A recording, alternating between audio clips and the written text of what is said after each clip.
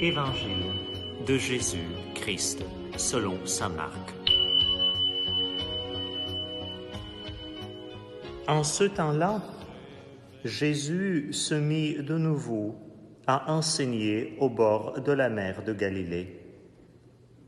Une foule très nombreuse se rassembla auprès de lui, si bien qu'il montait dans une barque où il s'assit.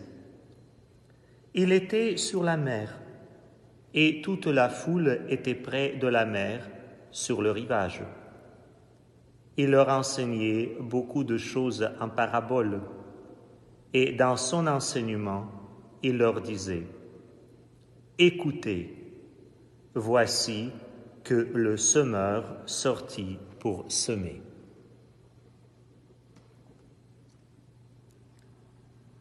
Chers frères et sœurs, nous vous proposons de nous retrouver chaque semaine, mercredi, pour nous nourrir de la parole de Dieu. Et pour la première fois, nous entendrons ce passage de l'Évangile de Marc au chapitre 4, le passage qui est la lecture liturgique de ce jour.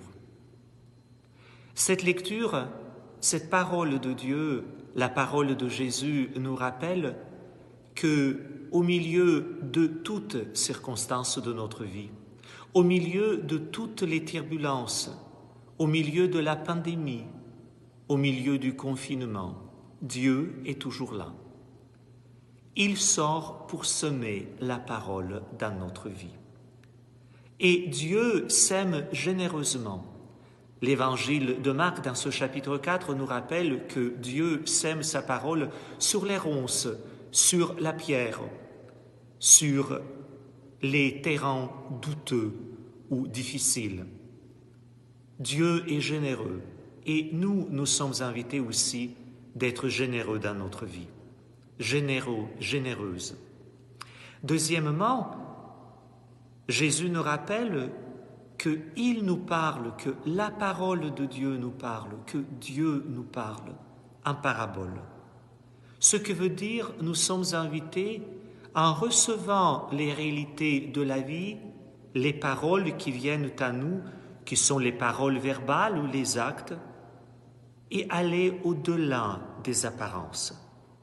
Les réalités de notre vie, c'est comme une grande parabole.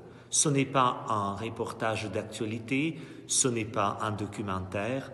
La réalité de notre vie, c'est une réalité beaucoup plus profonde que nous y pensons.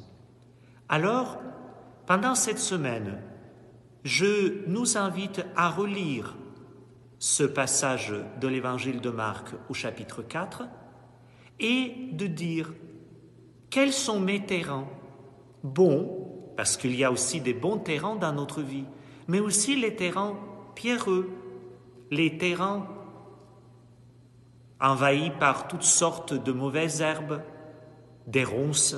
Comment j'accueille la parole de Dieu? Et aussi comment je la partage, cette parole, avec ceux et celles qui sont autour de moi en ce moment. Alors je nous invite à cette ouverture, grande ouverture de générosité de cœur vis-à-vis de Dieu et une générosité vis-à-vis des autres. Alors, à la semaine prochaine et bonne semaine à toutes et à tous.